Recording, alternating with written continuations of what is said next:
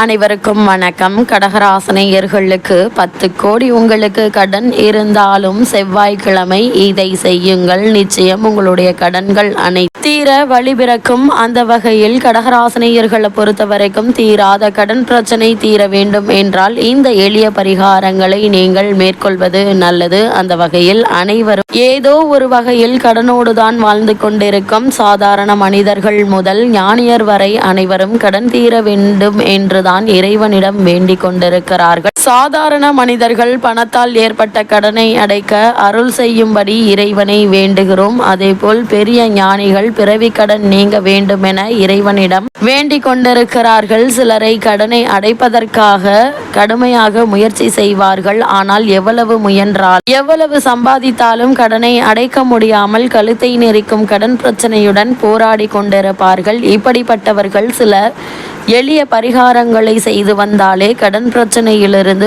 உங்களால் விடுதலை பெற முடியும். அந்த வகையில் கடகராசினியர்களான நீங்கள் கடன் பிரச்சனை தீர என்ன செய்ய வேண்டும் என்று பார்க்கும்போது இன்றைய காலகட்டத்தில் கடன் வாங்காத மனிதர்களே இருக்க முடியாது என்பதுதான் யதார்த்தம். கடன் வாங்காமல் இருப்பதை வைத்து அளவோடு வாழ வேண்டும் என பெரியோர்கள் சொல்வார்கள். ஆனாலும் ஏதோ ஒரு காரணங்களுக்காக கடன் வாங்கத்தான் வேண்டியுள்ளது. அது காலப்போக்கில் பெரிதாகி தீராத பெரும் சுமையாகியும் விடுகிறது. என்ன செய்தாலும் ஒரு பக்கம் கடன் பெருகி கொண்டே போகிறது என்பதுதான் பலரது கவலை. ஒரு பக்கம் கடன் வாங்கி மறுபக்கம் கடனை அடைத்து இப்படி எல்லா பக்கமும் கடன் பெருகி கொண்டே செல்கிறது என்று கவலைப்படும் கடகராசினியர்களான உங்களுக்கு தான் இந்த பரிகார வழிபாடு அமைகிறது. அதாவது யாருக்கெல்லாம் முதலில் கடன் பிரச்சனை ஏற்படும் என்று பார்க்கும்போது ஒருவரது லக்னத்திலிருந்து 6ஆம் இடமான ருணரோக சத்ருஸ்தானம் எனப்படும் ஜாதகத்தில் லக்னத்திற்கு 6க்கு உடையவர் வலுப்பெற்று இருந்தால் அந்த ஜாதகருக்கு பெருத்த கடன் உண்டாகும்.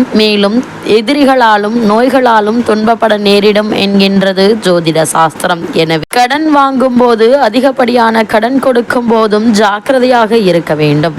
நல்ல நேரங்களை கணித்த பிறகே கடனை வாங்க வேண்டும் அல்லது திரும்பி கொடுக்க வேண்டும். முடிந்த வரைக்கும் விலக்கு வைத்த பிறகு கடன் கொடுக்காதீர்கள், அதேபோல் வாங்காதீர்கள் என்கின்றது சாஸ்திரம். கடகராசினியர்களுக்கு இந்த கடன் பிரச்சனை தீர்வதற்கான 7 பரிகாரங்கள் என்ன என்று பார்க்கும்போது முதல் பரிகாரமே குலதெய்வ வழிபாடாகவே அமைகிறது. முந்தைய வினைகளின் காரணமாக உண்டான கடன் தொல்லைகளிலிருந்து மீள குலதெய்வ வழிபாடு உங்களுக்கு துணை செய்யும். 6 பௌர்ணமிகள் தொடர்ந்து குலதெய்வ வழிபாடு செய்து வந்தால் கடன் தொல்லை படிப்படியாக குறையும். ஆண்டுக்கு ஒரு முறை கட்டாயம் குலதெய்வ கோவிலுக்கு சென்று வர வேண்டும்.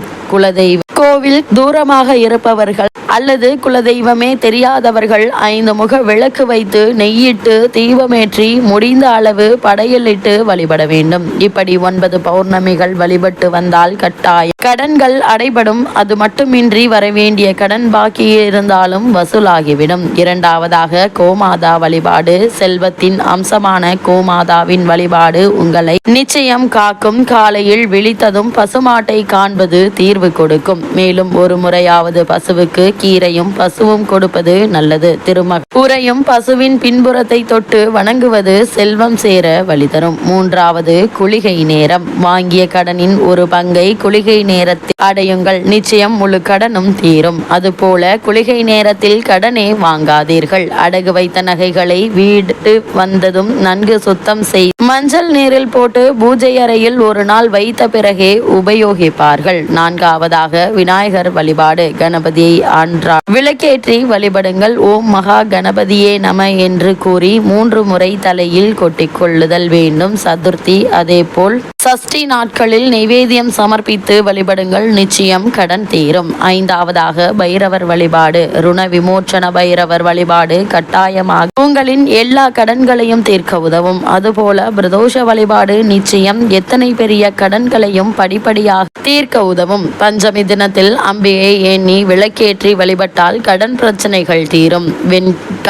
வெண்கலம் அல்லது பித்தளை விளக்கு வாங்கி வசதியில்லா சிவாலயங்களுக்கு தானம் கொடுக்கலாம். 6வதாக சரபேஸ்வரர் வழிபாடு.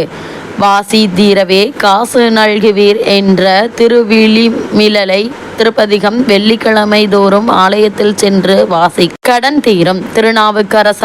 திருநாவுக்கரசரால் அருளப்பட்ட இந்த பதிகம் திருச்சேரை என்னும் ஊரில் கோவில் கொண்டிருக்கும் செந்நிறையப்பர் சார பரமேஸ்வரன் மீது பாடப்பட்டதாகும். இந்த தலத்தில் மார்கண்டேயனுக்கு முனிவர் ருண விமோச்சனலிங்கத்தை பிரதிஷ்டை செய்து பூஜை செய்து தனது பிறவி கடன் நீங்க பெற்றார் என்பது வரலாறு.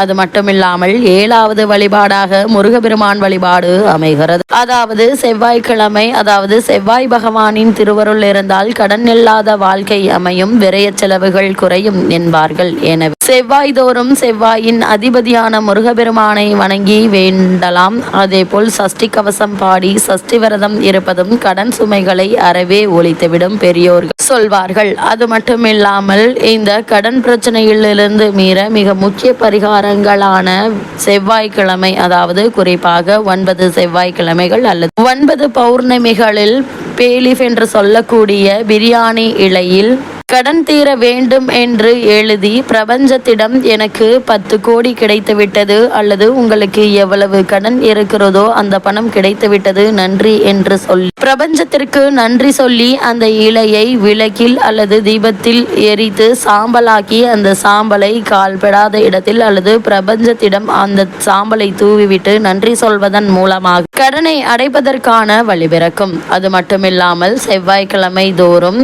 ஒரு கண்ணாடி பாத்திரத்தில் கல் உப்பு, மிளகு மற்றும் ₹1 நாணயத்தை அவற்றில் வைத்து கடன் தீர வேண்டும் என்று ஒவ்வொரு செவ்வாய்க்கிழமையும் அந்த உப்பை மாற்றி நீங்கள் வேண்டிக் கொள்ளும் போது 9 செவ்வாய்க்கிழமைகளுக்கு பிறகு அவற்றை அடைப்பதற்கான, அதாவது கடனை அடைத்து வழிபிறப்பதற்கான வழிபிறக்கும் என்பது ஐதீகமாக உள்ளது.